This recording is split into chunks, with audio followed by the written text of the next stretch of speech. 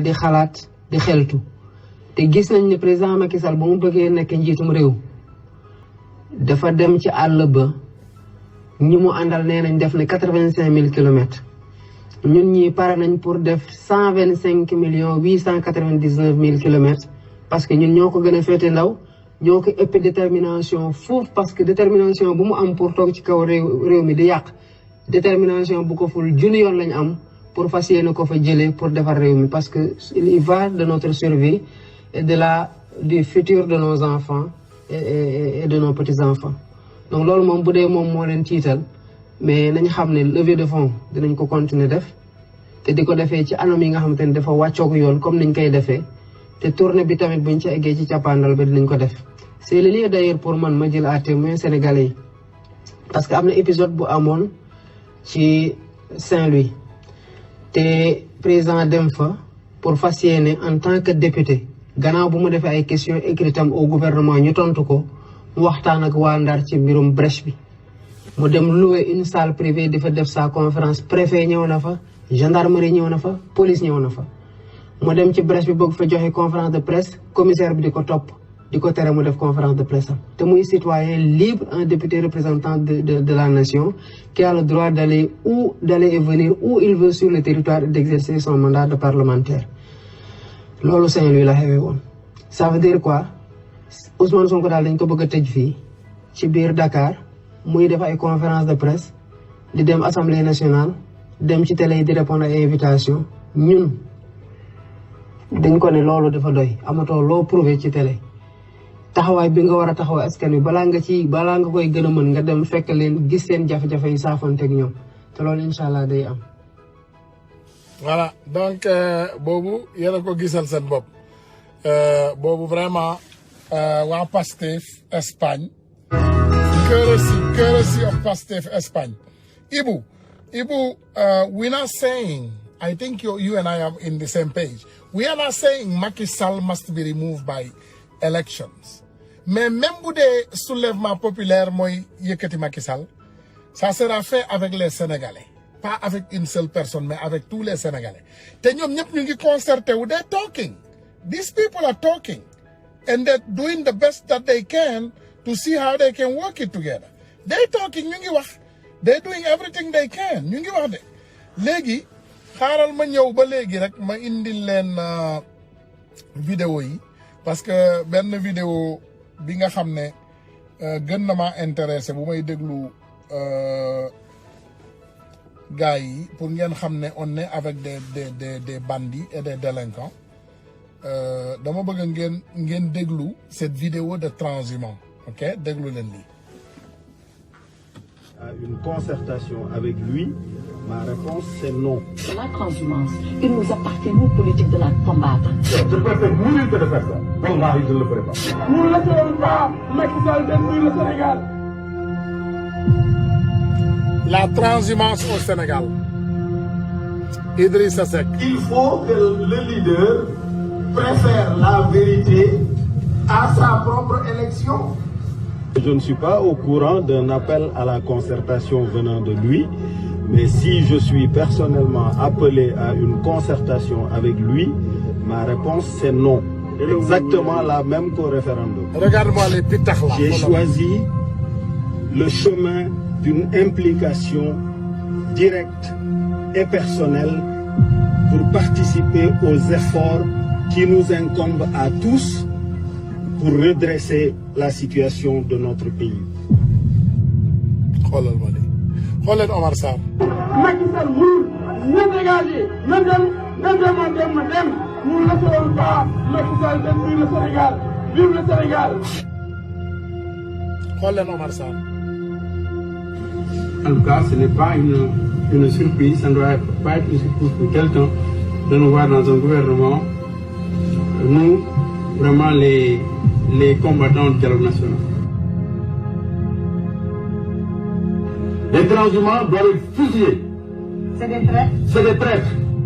Moi, je préfère mourir que de quitter le PDS, passer par le parti que je l'ai créé pour aller à la paix. Je préfère mourir que de faire ça. Wallahi, je ne le ferai pas. J'ai participé à la cérémonie de lancement du parrainage de la candidature de M. Macky Sall parce que je suis un soutien du président Macky Sall.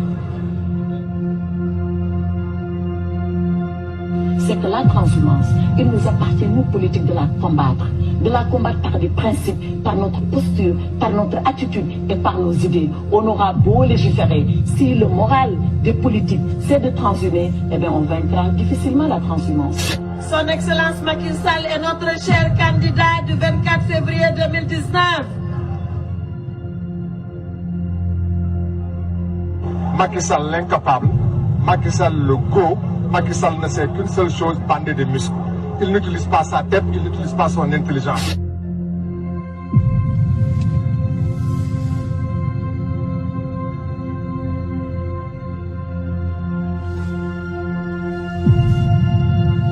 Réaffirmons notre ancrage dans l'opposition. À chaque fois que mon tête émerge de l'eau, il faut la couper. On invente une histoire de sac de belles maladies. On dit qu'il y a une émergence. Mais il y a une régression. C'est pour ça que le Sénégal est aujourd'hui classé parmi les 25 pays les plus pauvres au monde. Ce n'était pas la situation qui était celle de 2012.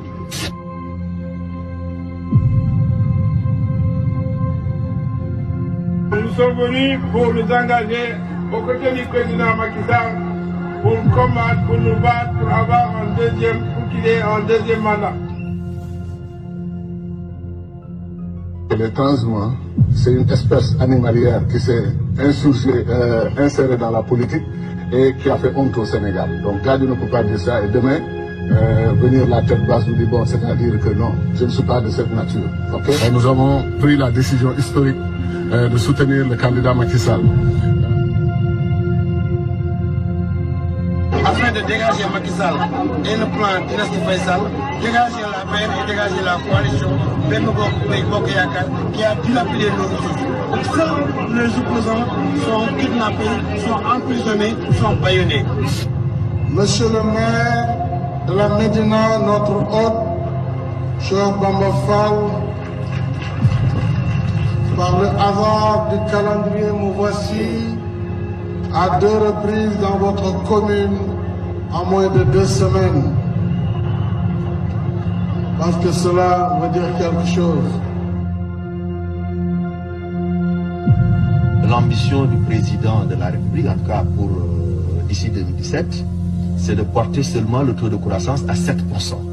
Et ce qui caractérise plus ou moins un manque d'ambition de la part du gouvernement et ce qui est aussi en contradiction parfaite avec les promesses électorales qui avaient été faites aux Sénégalais.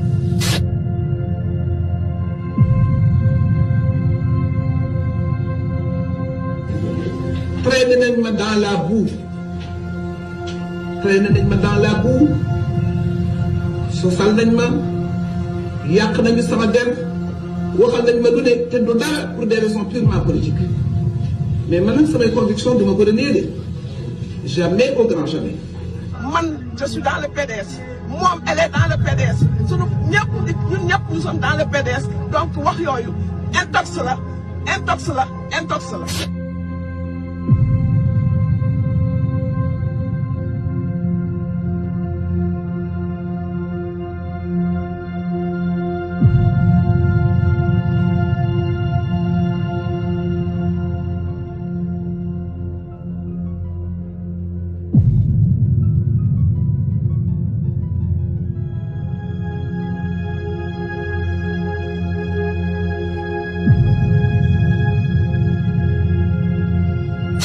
On ne peut pas continuer à faire la transhumance telle qu'elle se pratique aujourd'hui parce qu'il faut mettre de l'éthique dans tout ça. Il faut que les gens reviennent aux valeurs. Il faut qu'on revienne aux valeurs, c'est extrêmement important. Parce que nous ne pourrons pas changer positivement notre pays. Si nous restons dans le boule-falé, là, le masla qui ne veut rien dire, chacun peut faire ce qu'il veut, mais après on ricane entre camarades et puis voilà. On se tape de l'épaule et c'est fini. Non. Voilà, donc li gars yi boo leen gisee ma leen di tegal vidéo yi mel nii c'est pour apprendre sur notre passé. We gotta learn from the past. Loolu moo tax ma leen di wax toujours rek àdduna stratégie moo koy doxal. Donc avec ces personnes qui sont à la tête de nos pays réew mi du dem fenn. on a vu déjà ces personnes gis ngeen yan façon nit lañ ko seqal donc yàlla na yàlla aar Sénégal gars yi ñu ngi may wax de parler sur l'affaire Bamba Gueye ou quelque chose comme ça je ne maîtrise pas l'affaire donc xanaa bu subaa ñu xool ci ñu wut information yi incha allahu rabbi ñu wut information yi ci war yëpp bu soobee yàlla bu boobaa ñu ñëw ñu waxtaanee ko voilà parce que amuma ci information yi ma war a am yëpp donc en discuter dinaa def hors sujet te dinaa wax ci loo xam ne aussi maîtriser wu ma voilà donc mënuma lu dul remercier leen suba dinañu ñëw nag avec notre grande sœur notre dame notre amie why am I always forgetting this my sister voilà donc dinañu ñëw vraiment ak suñu sœur waxtaanee li nga xam ne moom mooy jafe-jafe yi nga xam ne moom mooy xew ci suñu réew mi comprendre nga parce que Sénégal dafa am problème voilà donc suñu sœur Aïssata Sall dinañu ñëw waxtaan ak moom voilà incha allah suba bu ñu ñëwee rek dans l'après-midi même heure 15 heures dinañu amal waxtaan bu am solo waxtaan bu yaatu bu soobee yàlla ñu waxtaanee Sénégal am aussi ay information yoo xam ne dinañ ko partager ak yéen voilà gars yi nee nañu abonnez-vous là-bas Salimata man sama sister Salimata Aïssata laa ko bind accaram xakke nag voilà maa ngi jéggal waaw xam naa benn nit rek a woote donc ñu jël ko voilà asalaamaaleykum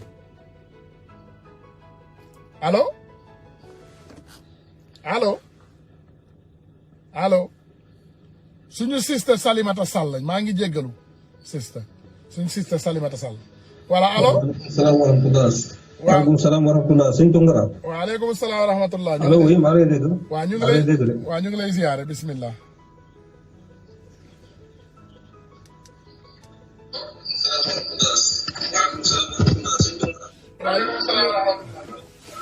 waaw sëñ bi waaw Tongara waaw alay ziyaara la sa yite yi bàyyi am jàmm bu baax alhamdulilahi rabbil alamin mbaa yéen a ngi si jàmm macha allah ñu ngi si jàmm bu baax comme d'habitude di am contentement bu baax a baax li ngay def di la wax ni bu ko bàyyi ñi lay jéem a découragé comme ni nga ko waxee sànq téléphone ba dagg na de man nag du man c'est pas moi moom téléphone bi dafa dagg c'est pas moi du man Karo voilà suba dañ ñëw ak suñu sister Salimata Sall donc pour ngeen pare incha allah dina am waxtaan bi dina am solo trop dinañu yaatal dinañu waxtaane ay xibaar dinañu waxtaane ay mbir yu bari bu soobee yàlla incha allah pour ñëpp man koo jariñoo bu soobee yàlla incha allah voilà maa ngi leen di remercier nag bu baax a baax di leen jéggal